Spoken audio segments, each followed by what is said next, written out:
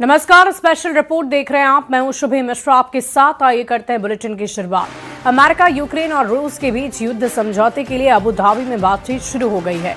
यह पहली बार है जब 3 देश एक साथ एक टेबल पर आए। लेकिन इस बीच फ्रांस ने रूस के एक तेल जहाज को पकड़कर पुतिन को भड़का दिया। ट्रंप की टीम से 3 घंटे तक चली बैठक के बाद पुतिन ने फिर से ये साफ कर दिया कि युद्ध रुकने के लिए सिर्फ एक ही शर्त है, और वो है डॉनबास रूस को दे दिया जाए, जिसके लिए जेलेंस्की बिल्कुल भी तैयार नहीं हो रहे।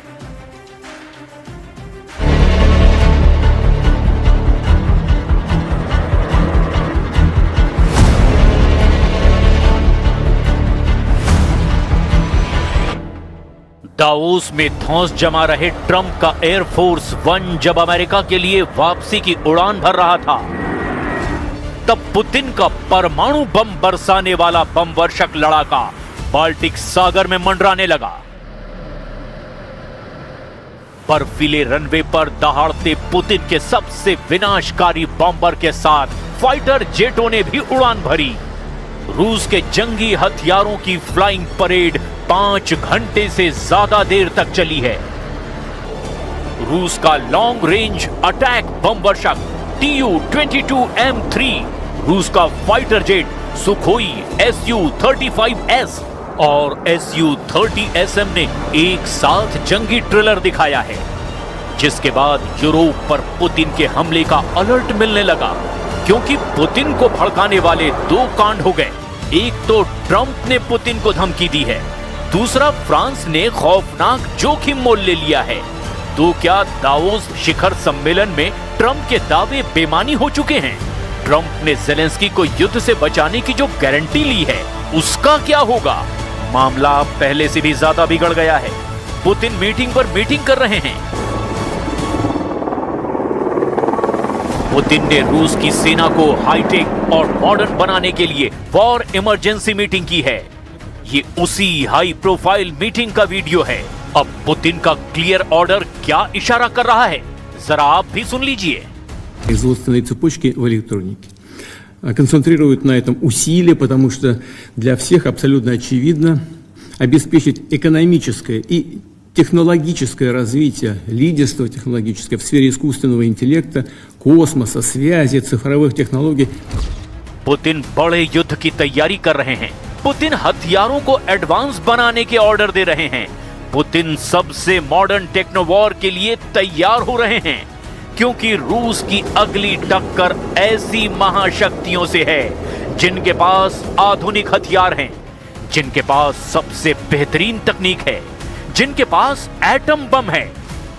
जेलेंस्की ने दावोस में जैसी अपील की है, उससे पुतिन को यकीन हो गया है कि यूरोपीय देश युद्ध में खुलकर उतरने जा रहे हैं। जेलेंस्की ने यूरोप की संयुक्त सेना बनाने की अपील की है।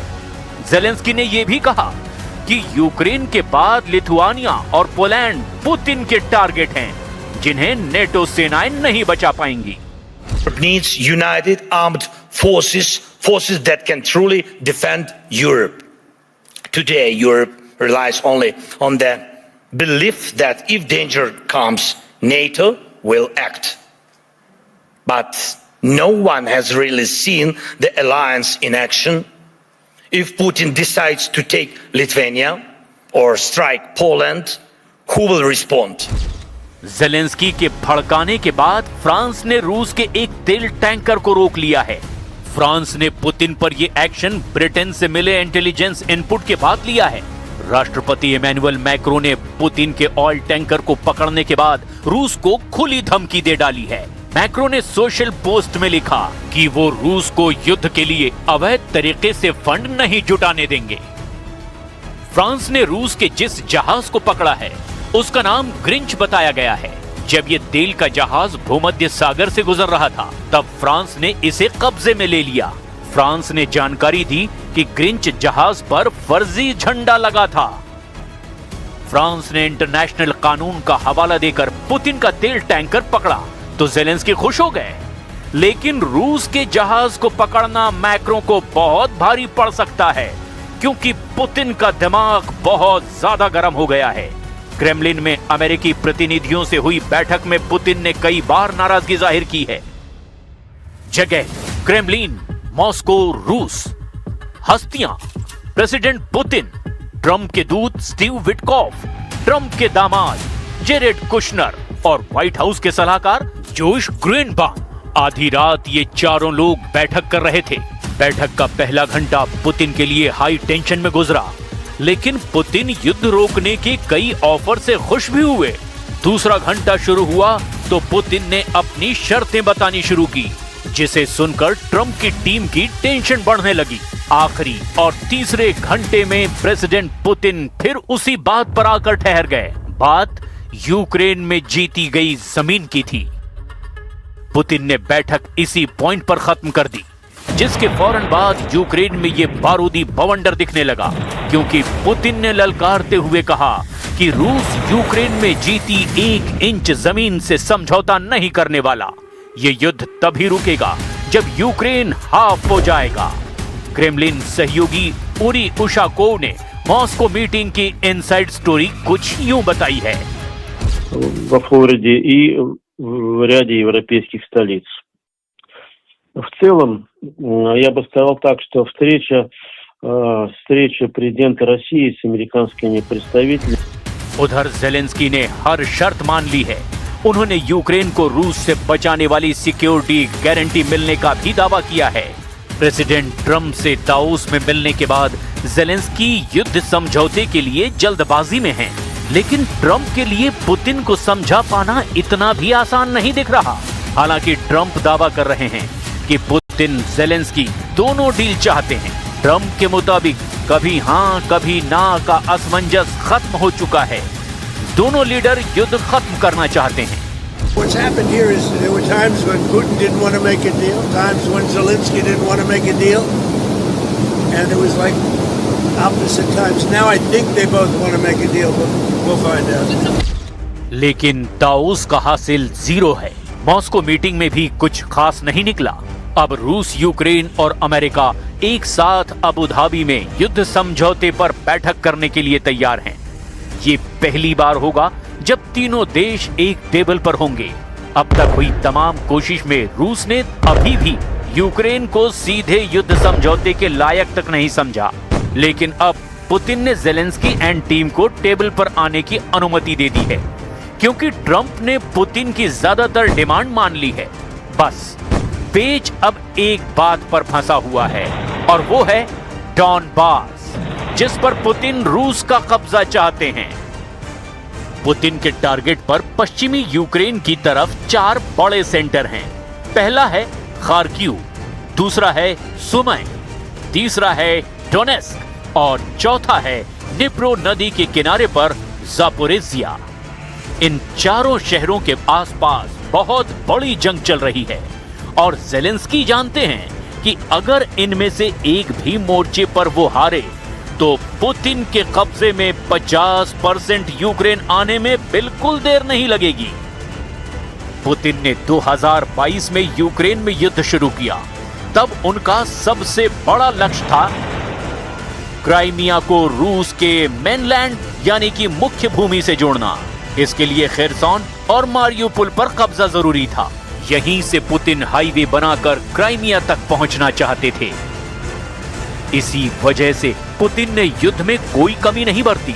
वो उन इलाकों पर और चोट करते हैं जहां वो पहले से मजबूत हैं। यूक्रेन के नक्शे पर ये ईस्ट कॉरिडोर देखिए, यानी डॉनबास का वो रीजन जहां लुहांस्क और डोनेस्क इलाके आते हैं। इसके साथ ही रूस दक्षिण में मारियुपोल और क्राइमिया तक रेड कॉरिडोर बनाना चाहता है, और इन्हीं इलाकों में मजबूत पकड़ हासिल करने के लिए वो यूक्रेन को बांटने वाली नदी नाइपर के जरिए ईस्ट और वेस्ट वाला फ्रंट तैयार करना चाहते हैं। पुतिन अपनी सधी चाल से आगे बढ़ते जा रहे हैं। प्रेसिडेंट ट्रंप उनकी बिछाई बिसात में फंसते जा रहे हैं। जेलेंस्की के लिए युद्ध में हासिल करने के लिए अब कुछ भी नहीं बचा। पुतिन के खौफ से सहमे यूरोप के देश ही अब कुछ कर सकते हैं। यूरोपीय देशों ने अगर पुतिन से टकराने की जुर्रत की तो ये सही मायने में तीसरे विश्व युद्ध की शुरुआत होगी, और मुमकिन है कि ट्रंप इस युद्ध का तमाशा दूर से बैठकर देखना चाहें, लेकिन वो ज्यादा दिन तक हमलों की अनदेखी नहीं कर पाएंगे। जैसे दूसरे विश्व युद्ध में अमेरिका खुद को शामिल होने से बचा नहीं पाया था। जब अमेरिका युद्ध में आया तो दुनिया ने परमाणु धमाकों की त्रासदी देखी थी, मगर ये मौका नाजुक है और पुतिन भी परमाणु युद्ध की यलगार कर रहे हैं। यही सबसे डराने वाली बात है।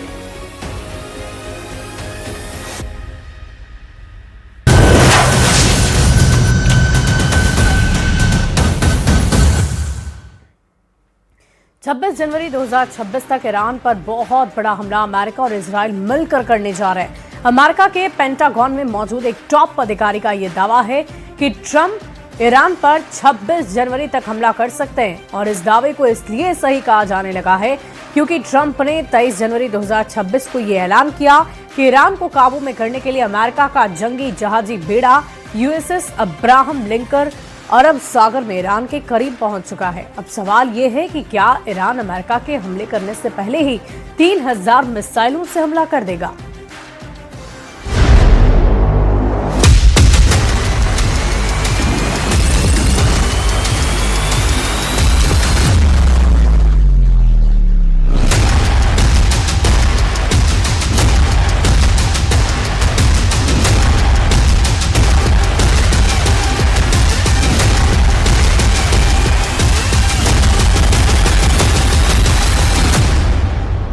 ईरान पर हमला करने आ रहा है ट्रंप का आर्माडा। अरब सागर में युद्ध की हलचल काफी तेज हो चुकी है। कुछ दावों के मुताबिक अगले 72 घंटों में ही अमेरिका इजराइल के साथ मिलकर बहुत बड़ा हमला ईरान पर करने जा रहा है। अभी तक के दावों के मुताबिक अमेरिकी प्रशासन ने ईरान में इस वक्त के 2 बड़े और महत्वपूर्ण लक्ष्य तय किए हैं।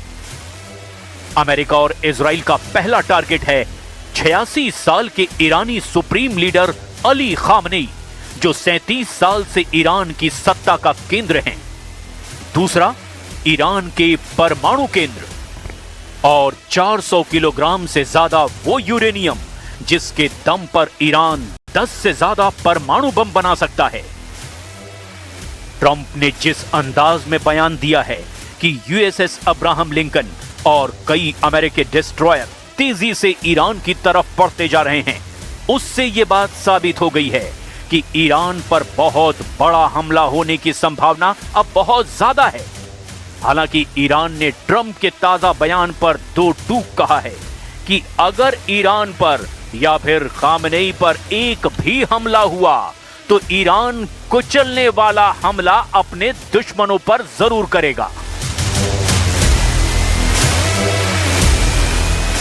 ईरान ने यहां तक दावा कर दिया कि जिस तरह से ट्रंप दावा कर रहे हैं कि उनके दबाव की वजह से ईरान 840 से ज्यादा प्रदर्शनकारियों को फांसी नहीं दे रहा है, उस पर ईरान ने कहा कि ट्रंप झूठे हैं।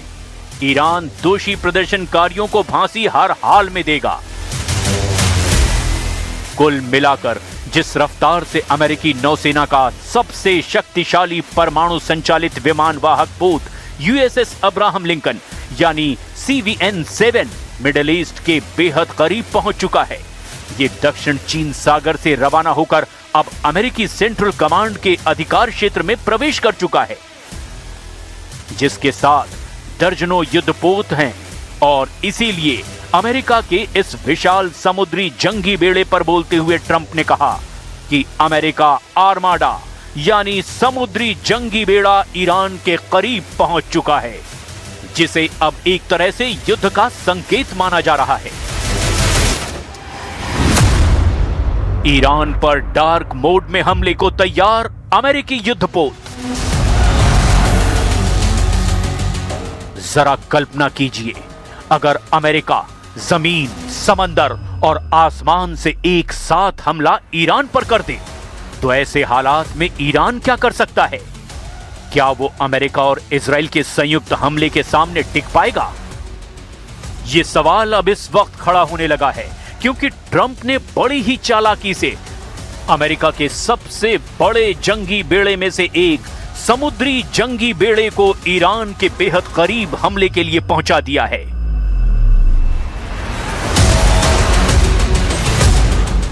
स्विट्जरलैंड के दावोस से लौटते वक्त ट्रंप ने अपने एयरफोर्स 1 विमान में पत्रकारों के सामने खुलकर ऐलान कर दिया कि अमेरिका आर्माडा यानी समुद्री जंगी बेड़ा हमले को तैयार है।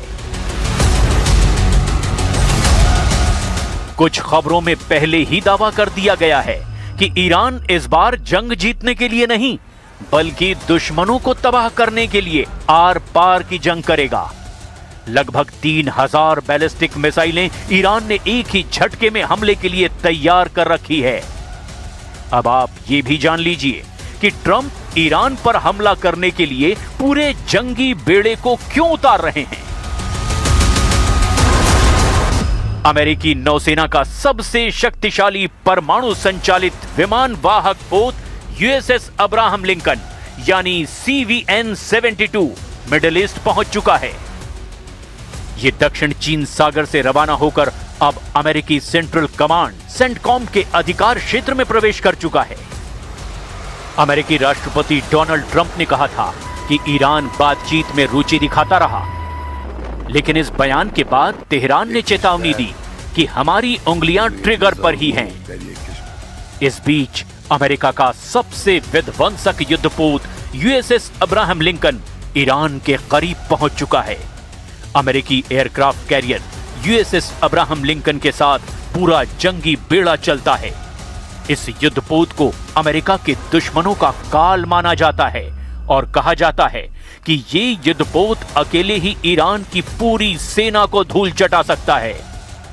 इसके साथ स्ट्राइक ग्रुप में गाइडेड मिसाइल क्रूजर, विध्वंसक जहाज, सबमरीन और अन्य युद्धपोत भी शामिल होते हैं।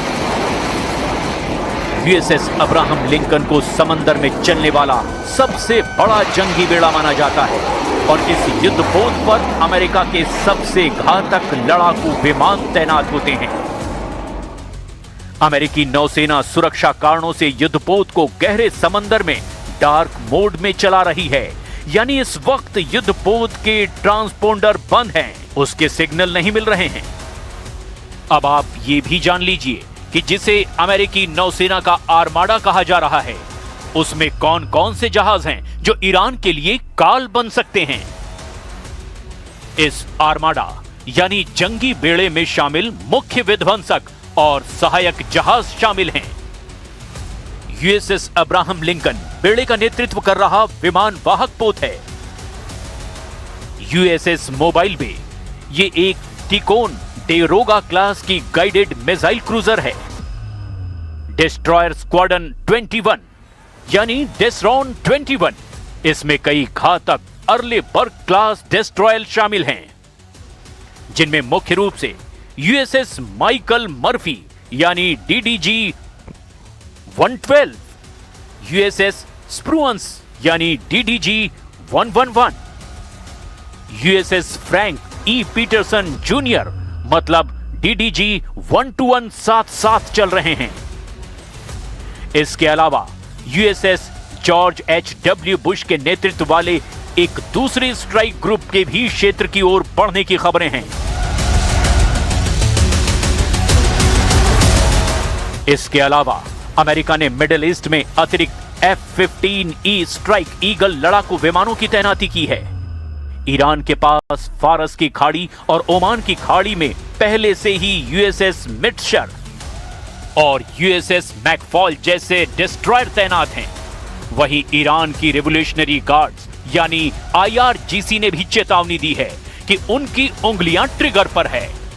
ट्रंप ने जिस तरह से धमकी दी है वो ईरान पर बहुत बड़े हमले का संकेत साफ तौर पर दे रही है। We have a lot of ships going that direction just in case. We have a big flotilla going in that direction, and we'll see what happens. A big force. We have a big force going toward Iran. I'd rather not see anything happen, but we're watching them very closely. खबरदार, जनवरी 2026 वाला Iran अब जून 2025 वाला Iran नहीं है। अगर America और Israel मिलकर Iran पर अगले कुछ घंटों या दिनों में हमला करते हैं तो इस बार ईरान युद्ध जीतने के लिए नहीं बल्कि अपने दुश्मनों के वजूद को तबाह करने के लिए जंग करेगा। जो खबरें आ रही है उसके मुताबिक सुप्रीम लीडर अली खामनेई और उनके कमांडरों ने जिस रफ्तार और तेजी से ईरान के अंदर और ईरान की सरहदों पर अपने आक्रामक तेवर दिखाए,